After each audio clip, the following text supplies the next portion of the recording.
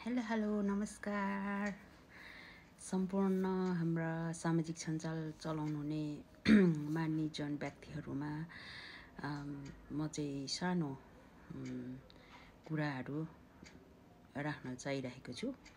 अब हामी टिकटक चलाउँछौँ, मेसेन्जर चलाउँछौँ, फेसबुक चलाउँछौँ, इन्स्टाग्राम चलाउँछौँ हैन। त्यस्तै अब विभिन्न सामाजिक सञ्जालहरूबाट चाहिँ हामी साथीभाइहरू बन्छौँ। साथीभाइहरू बन्ने क्रममा अब कति राम्रो साथी पनि भेटिँदो रहेछ, कति नराम्रो पनि भेटिँदो रहेछ हैन। कतिले चाहिँ अब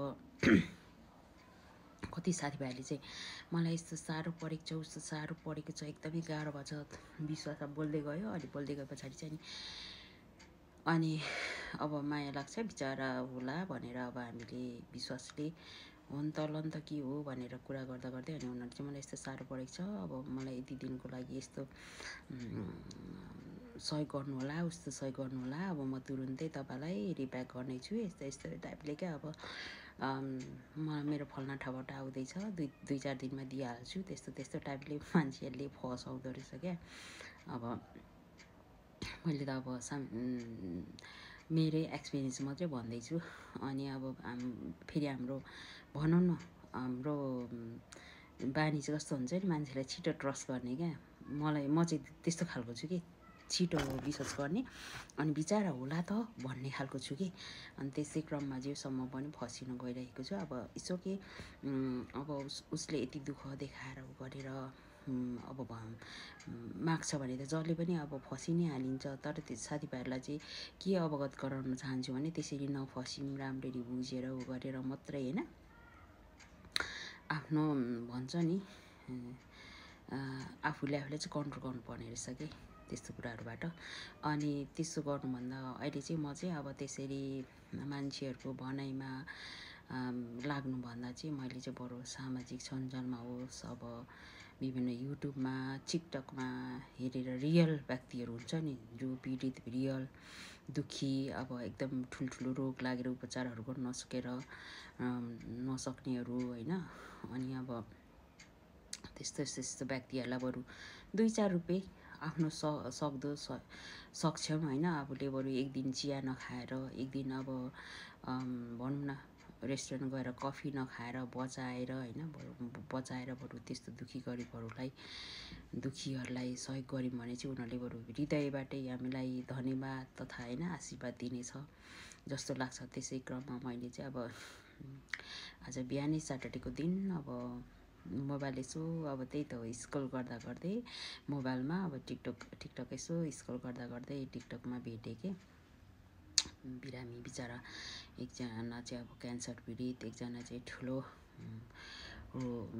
अब रोगी, उसको बाउले अब भनौँ न उपचार गर्न नसकेर आफ्नो किडनी नै बेचेर हो पनि उपचार गर्ने भनेर अब गुड टिभीले चाहिँ लगाएको रहेछ क्या। अनि त्यसै क्रममा चाहिँ मलाई कस्तो मनबाटै बरु केही सहयोग गरौँ। हुन त पहिला पनि मैले अलिअलि त अब आफूले सक्ने सहयोगहरू त गरिरहेको थिएँ, तर मैले यसरी सामाजिक सञ्जालमा त भनेको थिइनँ यति सहयोग गरेँ उति भनेर त। अब त्यसरी भनिराख्नु मन पर्दैन नि त, तर यसपालि चाहिँ अब यसरी भन्न पनि पर्ने रहेछ क्या। बरु दुनियाँ इमोसनल ब्ल्याकमेल गरेर माग्नेहरूलाई दिनुभन्दा चाहिँ यसरी अब हुन्छ नि रियल पीडितहरू हुन्छ नि, दुखीहरूलाई दियो भने चाहिँ हामीलाई धेरै नै आशीर्वाद मिल्छ जस्तो लाग्छ।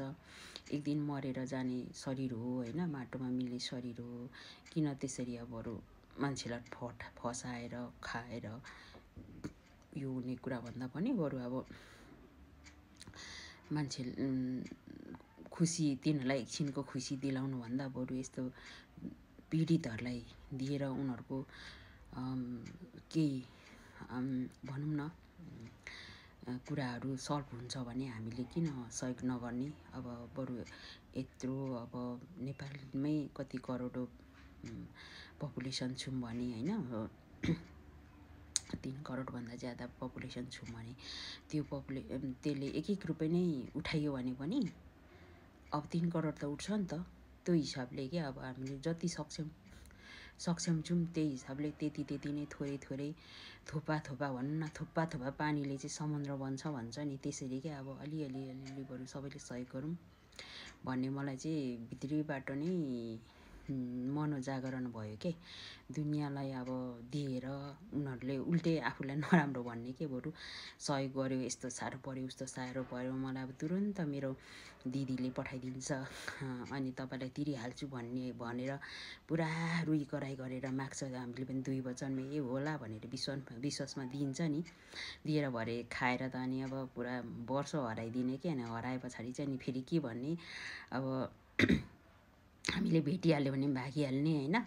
अनि अब भागिहाल्ने मात्रै होइन, फेरि उल्टै अब त्यति पैसाले उसलाई के हो र, त्यति अब 1-2 लाख उसको लागि के हो र भन्दै हिँड्ने होइन। तर पैसा भन्ने राजा महाराजालाई त कमी हुन्छ भने हामी त रोइती हो, जनता हो होइन। त्यसमा पनि अब कत्रा बिजनेसम्यानहरू भनौँ न, बिल गेट्सहरू जस्तोहरूलाई, अम्बानीहरू जस्तोलाई होइन, संसारका अब 100पतिहरू छ नि, अरबपति, हजारपतिहरू, उनीहरूलाई त कहाँ न कहाँ पैसाको भनौँ न अभाव भएको हुन्छ भने होइन, उनीहरूलाई त्यही ठाउँमा हुन्छ नि। हामीलाई हाम्रै ठाउँमा हाम्रो सानोलाई सानै अमाउन्टको रकमको खाँचो हुन्छ भने ठुलोलाई ठुलै रकमको खाँचो हुन्छ। त्यति चाहिँ हामीले बुझ्नुपर्छ होइन। मान्छेले त्यसै चोरेर लिएको, ढाँटेर लिएको भइँदैन। जस आफूले पनि दुःख परिश्रम गरेरै जम्मा गरेर बिचारा होस् न त, उसको यति पैसाले उसलाई सहयोग हुन्छ भनेर दिएको हुन्छ। अब म विदेश गइहाल्छु तुरुन्तै, अनि अब यस्तो भनेर कतिले ढाँटेर छलेर होइन। अब यसो बुझ्दाखेरि, अहिलेको उसमा बुझ्दाखेरि अब सामाजिक सञ्जालहरूमा यस्तो गिरोहहरू नै रहेछ क्या। अब त्यस्तो गिरोहबाट चाहिँ प्लिज बचौँ, सबैजना सावधानी हौँ भन्ने चाहिँ म चाहिँ अवगत गराउँछु होइन। मलाई भन्नु अब त्यस्तो धेरै त केही छैन होइन। आज मैले अब टिकटकमै स्क्रोल गर्दै अब 2 जना बिरामीहरूलाई चाहिँ केही थोरै सानो सहयोग गरेँ होइन। त्यो पनि म यहाँ रिसिभहरू लाउँदछु। अनि योभन्दा अगाडि पनि अलिअलि गरेको थियो त्यस्तोहरू पनि। अब बरु अहिले चाहिँ मलाई लाग्छ अलिअलि बरु थोरै भए पनि आफूले सक्ने सहयोग गरौँ होइन।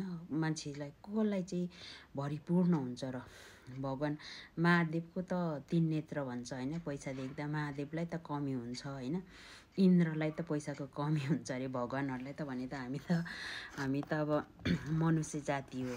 त्यसमाथि पनि मनुष्य जाति भनेको लोभी जाति अरे के, जतिले पनि नपुग्ने त्यस्तो हो भने होइन। त्यही भएर सबैले त्यसरी विश्वास नगरिहालौँ। अब हुनु त मान्छेलाई जहिले पनि जति भरिपूर्ण भए पनि हाम्रो मन पापी हुन्छ अरे के। अब कहिले पनि पुरा हुँदैन अरे, पुग्दैन। यो गरे पछाडि फेरि त्यो गर्नु पाए हुन्थ्यो, त्यो गर्नु पाए चाहिँ त्यो भए हुन्थ्यो भनेर चाहिँ अब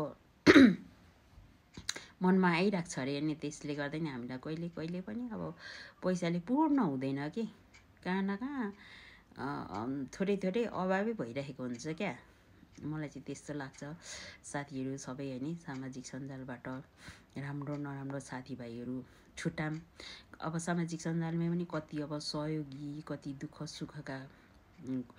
दुःख सुख बाँड्ने, कति होइन हरेक कति सपोर्ट गर्ने पनि साथीभाइहरू पाइएको छ होइन। सबै नराम्रो पाइन्छ भन्ने त होइन। धेरै त मैले कति त राम्रो पाएको छु, धेरै नै पाएको छु राम्रो होइन। अहिले अब मैले टिकटक चलाउन थालेको अब वर्ष दिन जस्तो हुन लाग्यो, राम्ररी सिरियसली। कति राम्रो साथीहरू पनि भेटेको छु, एकदमै खुसी पनि लाग्छ। उहाँहरू साथीहरू जस्तो साथीभाइ भेट्दा कति कुराहरू दुःख सुखमा सपोर्ट, दुःख सुख सजेस्ट गर्नेहरू हुन्छ होइन। त्यस कारणले प्लिज होइन, सबैलाई नराम्रो भन्न खोजेको त होइन, तर नराम्रो मान्छेहरूबाट चाहिँ बस्नु होला होइन भन्ने चाहिँ म अवगत गराउँदै छोटो मिठो त के भनेर धेरै मिनटै बोलियो होइन। अब अनि अब सानो म त्यो रिसिभरको क्लिप पनि लाउँछु यस पछाडिको। जस सबैजना नफस्यौँ भन्ने चाहन्छु होइन। सामाजिक सञ्जाल चलाउनुपर्छ, तर राम्रो दुरुपयोग नगरौँ, राम्रो तरिकाले चलाऊँ भन्ने म चाहिँ सजेस्ट गर्दछु सबैजनालाई होइन, सबैजनालाई भन्न चाहन्दछु।